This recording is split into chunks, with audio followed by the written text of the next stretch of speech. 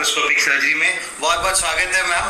बहुत बहुत धन्यवाद। स्टार्ट करने से पहले आज बहुत खुशनसीबी की बात है कि जब मैं इंटर्न था तो बब्बर मैम ही मेरे टीचर थे और आज मैं और ये हमारे साथ बहुत अच्छा काम किया है। आई रियली रिमेम्बर कुछ लोगों को, और उसमें से अमन एक है। Thank you ma'am. So viewers, आज हम थोड़ा सा सेंसिटिव टॉप पे आज आपसे एक बात करेंगे, बिकॉज ये ऐसा टॉक है कि अमूमन तौर पे महिलाएं इसको व्यक्त नहीं करती, या ये यदि हो रही है तो प्रेजेंटेशन लेट करेंगे, घर वालों से डिस्कस नहीं करेंगे, घर वाले इस चीज में बात नहीं करना चाहते। तो आज का मैडम का टॉपिक है abnormal uterine bleeding. So ma'am, क्या होता है ये एबनॉर्मल यूटेराइन ब्लीडिंग?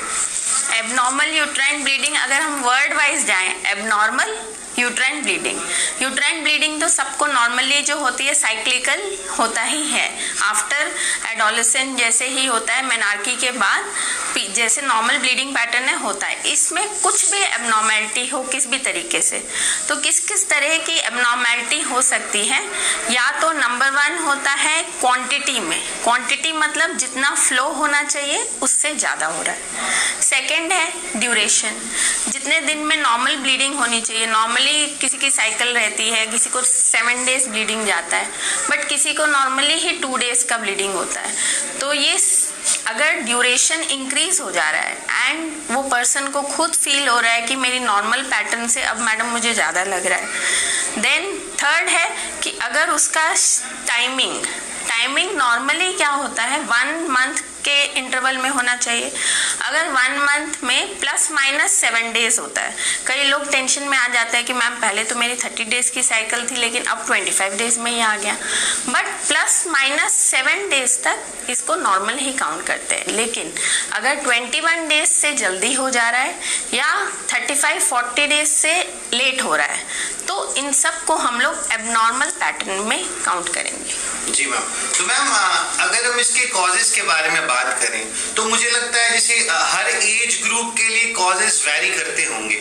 जैसे तो अब हम एग्जांपल दें कि जो एडोलसेंट्स हैं, हमारे टीनेजर्स हैं, इनमें मेंस्ट्रुअल ब्लीड जो अबनॉर्मल हो रहा है या अबनॉर्मल यूट्राइन ब्लीड, इसके क्या कारण हो सकते हैं मैम? बिल्कुल सही बोल रहे हैं कि हम लोग एज ग्रुप के हिसाब से इसको एबनॉर्मल काउंटिंग करते हैं।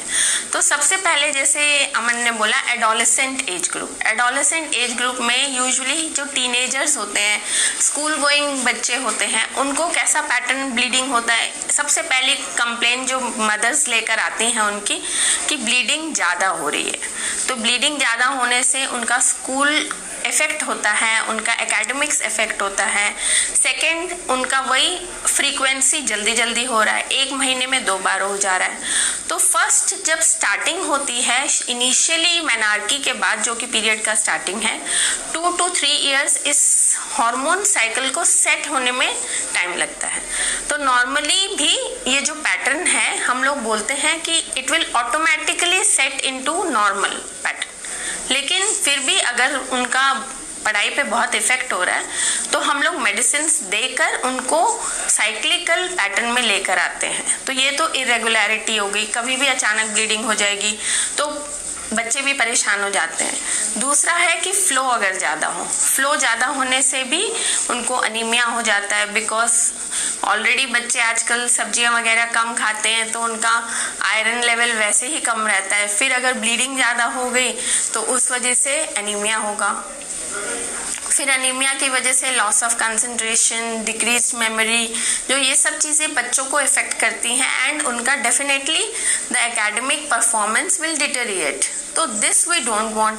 तो दिस चीज़ों को हम लोग को ध्यान रखते हुए मोस्ट कॉमन जो होता है इस एज ग्रुप में वो है हार्मोनल। दिस हार्मोनल पैटर्न को सेट होने में टाइम लगता है एंड कभी कभी वो मेडिसिन्स का हेल्प चाहिए होता है इसको सेट करने के लिए।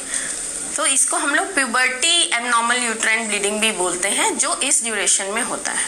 मैम, मतलब पेरेंट्स को, रिलेटिव्स को, थोड़ा टीनेज जो लड़कियां हैं, अगर ब्लीड हो रहा है तो उनको भी शेयर करना चाहिए और पेरेंट्स को भी उतना ही इंटरेक्ट करना चाहिए कहीं ना कहीं। मतलब उन लोगों में दैट फ्रीक्वेंसी शुड मैच, कि उसको मम्मी से बोलने में कुछ हिचक नहीं होनी चाहिए and it should not be कि कुछ छुपा हुआ मैटर होना चाहिए घर में।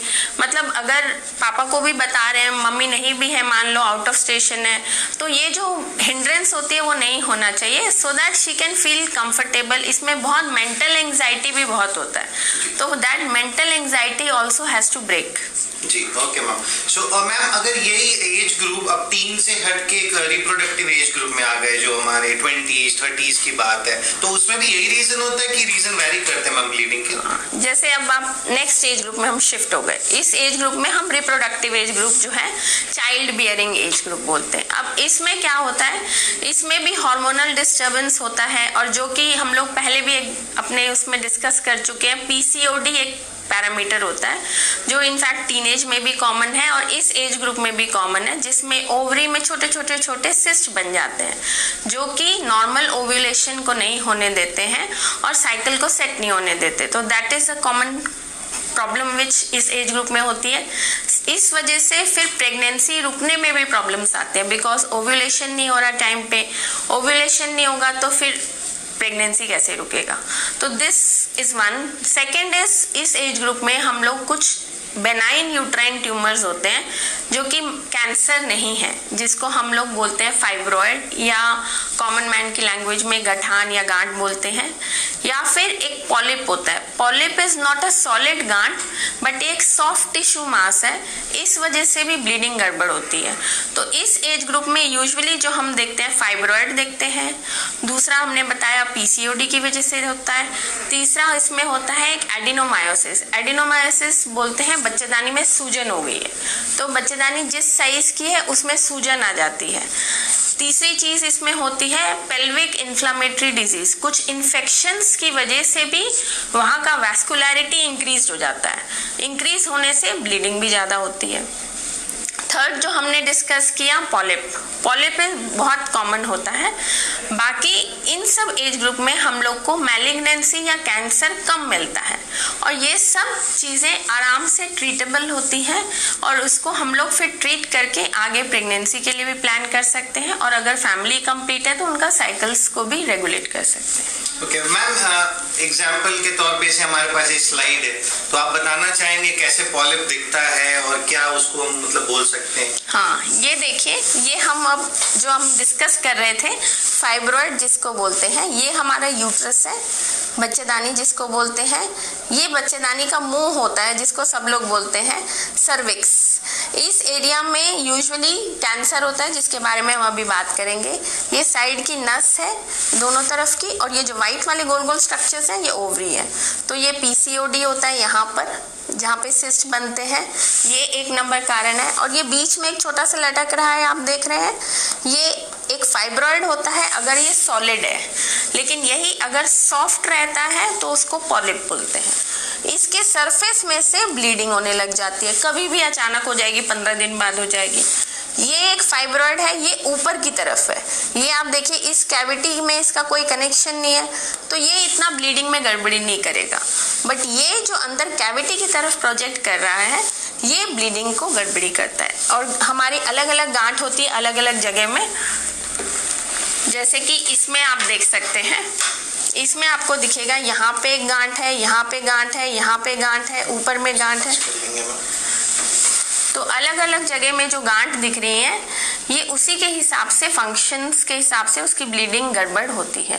पीरियड्स के बीच में भी हो सकते हैं, लंबा पीरियड भी खिंच सकता है, या फिर आप देखेंगे 1 मंथ तक ब्लीडिंग होती जा रही है। तो अलग अलग जगह में फाइब्रॉइड है, उसी हिसाब से उसका सिम्टम्स होते हैं।